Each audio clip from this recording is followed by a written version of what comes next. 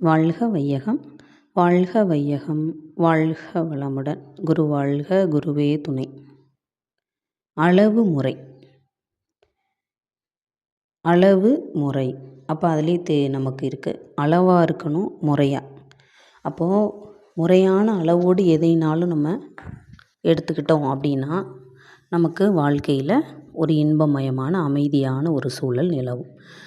இப்போ அளவு முறை அப்படின்னா அழகாக நம்ம மகரிஷி சொல்லுவாங்க, 5 அளவு முறை.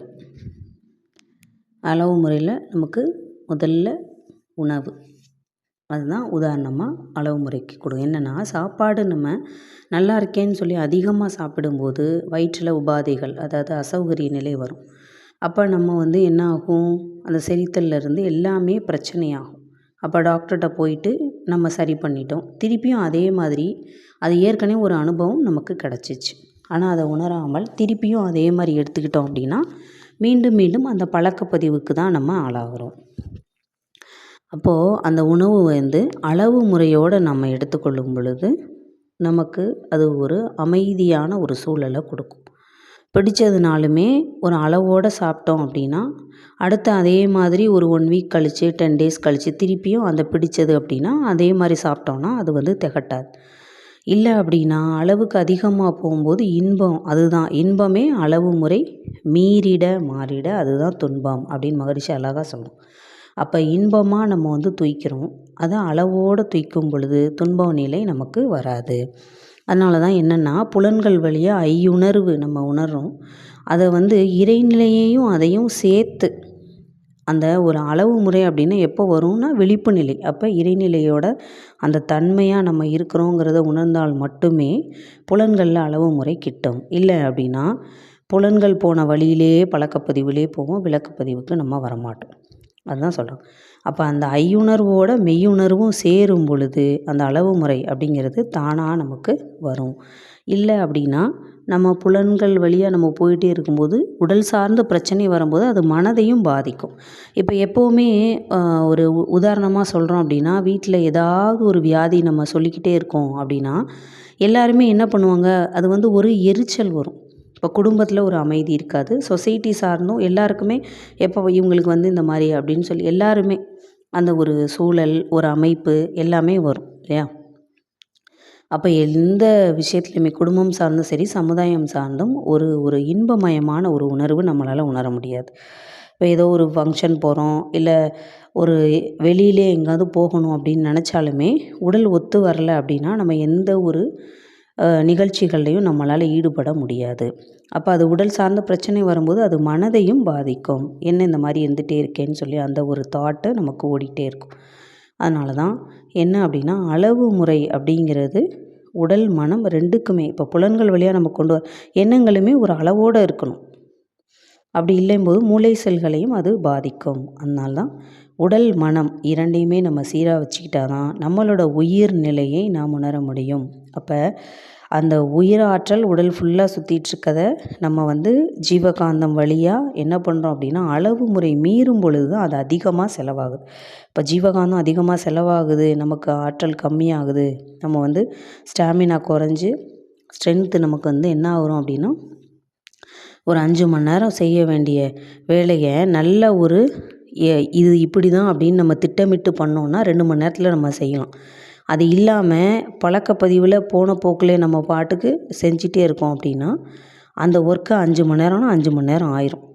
அப்போ நம்ம ஜீவகாந்தம் நிறைய நமக்கு என்ன ஆகுது, அதில் செலவாகுது. அப்போ முதல்ல அளவு முறை அப்படின்னா என்னென்னா, இது இப்படி தான், இதை தாண்டி நம்ம போகக்கூடாது அப்படின்னு ஒரு திட்டமிட்டு அந்த ஒரு லிமிட்டேஷன் அப்படிங்கிறத நம்ம வச்சுக்கிட்டோம் அப்படின்னா வாழ்க்கையில் எப்போவுமே நம்ம என்ன பண்ணலாம் அப்படின்னா இன்பமாகவே நம்ம வாழ முடியும். இன்னொன்று என்ன, எல்லாத்துலேயுமே அந்த அளவு முறை நமக்கு பழகிடும். ஃபஸ்ட்டு ஒரு எடுக்கும்போது எடுத்தோடனே செய்யும்போது கஷ்டமாக இருந்தாலும் போக போக நம்ம பண்ணும்போது எப்படி ஆகும் அப்படின்னா அதுவே நமக்கு செல்களில் பதிஞ்சிரும் இல்லையா? நம்ம செய்கிற ஒவ்வொன்றுமே பதியுதுன்னு சொல்கிறோம் இல்லையா? அப்போ அது செல்லில் பதியும் பொழுது அதை தாண்டி போகும்போது இதை மீறி போகிறோங்கிற ஒரு விழிப்புணர்வே நமக்கு வரும். அப்போது அப்படி தான் ஒவ்வொரு செயல்களும் நமக்கு மாறத் தொடங்கும். அப்படி நம்ம மாறும் பொழுது நமக்கு என்ன ஆகும்னா உடல் சார்ந்தும் சரி, மனம் சார்ந்தும் புலன்கள் வழியாக நம்ம உணர்ந்து கொண்டு வர்றதுலையும் நமக்கு அந்த அளவு முறை அப்படிங்கிறது கிடைக்கும். ஜீவகாந்தத்தையும் நம்ம அதிகமாக சேமிக்கலாம். அது மட்டும் இல்லாமல் 5ல் அளவு முறைங்கிறது நமக்கு நம்மளை அறியாமலே நமக்குள்ளே அந்த விழிப்பு நிலையோடு இணைந்து நமக்குள்ளே வந்துடும். அப்போ எல்லாத்துலேயுமே அளவு முறை காப்போம். அதான் அழகாக சொல்லுவாங்க, அந்த உறவு நிலை அப்படின்னா உறவிலே கண்ட தெளிவு தான் துறவு அப்படின்னு மகரிஷி. இப்போ இறந்ததுக்கப்புறம் நம்ம எல்லாத்தையும் விட்டுட்டு போகிறோம் அப்படின்னு நம்ம சொல்கிறோம் இல்லையா? அப்போ இறந்ததுக்கப்புறம் துறவு அப்படின்னு சொல்கிறது அது எல்லாம் விட்டுட்டு நம்ம இறந்துடுறோம். உடலை விட்டு உயிர் பிரிஞ்சிருது. ஆனால் இறந்ததுக்கப்புறம் விட்டுட்டு போகிறதுக்கு பேர் துறவு கிடையாது. நம்ம வாழ்க்கையில் நம்ம இருக்கும்போதே நம்ம அனுபவிக்கிற இன்ப துன்பங்கள் அனைத்திலேயுமே அந்த அளவு முறையை நம்ம இருக்கும்போதே மேற்கொள்ளும் பொழுது தான் அந்த சூழல் இயற்கையாகவே நமக்குள்ளே கிடைக்க ஆரம்பிக்கும். அப்படிங்கும்போது உறவு சார்ந்தும் சரி, குடும்பங்கள் சார்ந்தும், சுற்றத்தார் சார்ந்தும், உலகோர் சார்ந்தும், சமுதாயம் எல்லாத்துலேயுமே அந்த ஒரு அளவு முறை அப்படிங்கிறது வந்துடும். நமக்கு நாம் அதனால தான் முதல்ல மகரிஷி சங்கல்பம் கொடுக்குறாங்க. தன் வாழ்த்து கொடுத்துட்டு தான் மற்றவங்கள வாழ்த்த முடியும். நம்ம ஆரோக்கியமாக இல்லாமல் மற்றவங்கள வாழ்த்தும் போது எல்லாருமே என்ன சொல்லுவாங்க, அவங்களே உடல் சார்ந்து இவ்வளோ பிரச்சனைகள் இருக்காங்க, இவங்க மற்றவங்களுக்கு சொல்கிறாங்கங்கிற ஒரு உதாரணம் தான் வரும். அப்போது அதனால தான் நம்ம வாழ்த்தி நம்மளோட லைஃப்பில் எல்லாத்தையும் மாற்றிட்டே வரும். அப்படி நமக்குள்ளே மாற்றம் வரும் பொழுது, விழிப்பு நிலையோடு நாம் செயல்படும் பொழுது நம்ம மாற்ற வேண்டாம். இறைநிலை நமக்குள்ளே அறிவாக இருக்க இறைநிலை தான் நம்மளை இயக்குது, நாம் இயங்கவில்லை. அதனால் புரிஞ்சுக்கணும். அப்படி நம்ம செய்யும் பொழுது நமக்குள்ளே ஒரு மாற்றம் வரும் பொழுது நம்மை சார்ந்த மாற்றங்களும் விழிப்பு நிலையோடு தானாக வரும். அப்படி வரும் பொழுது என்ன ஆகும் அப்படின்னா அந்த தெளிவு நிலை வரும். அப்போது அளவு முறை அப்படிங்கிறது தானாக கிட்டும். குடும்பம் சார்ந்தனாலும் சரி, இப்போ மற்ற எல்லாரும் சார்ந்தும் அந்த அளவு முறை, செயல்கள் சார்ந்தும் சரி, மனம் சார்ந்தும் சரி, எல்லாத்துலேயுமே நமக்கு அளவு முறை அப்படிங்கிறது தானாகவே கிடைக்கும். அப்போது அப்படி வாழும் நம்ம நிலை வரும் பொழுது நமக்கு ஒரு இன்பமயமான நிலையே வாழ்க்கையில் நிலைக்கும். அமைதியும் நமக்கு கிட்டும்.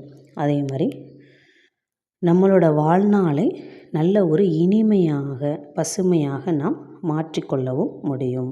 துன்ப நிலையை நாம் மாற்றிக்கொள்ளலாம். துன்ப நிலை வந்தாலும் கடந்து போகக்கூடிய தன்மை நமக்குள் மலரும். வாழ்க வளமுடன்.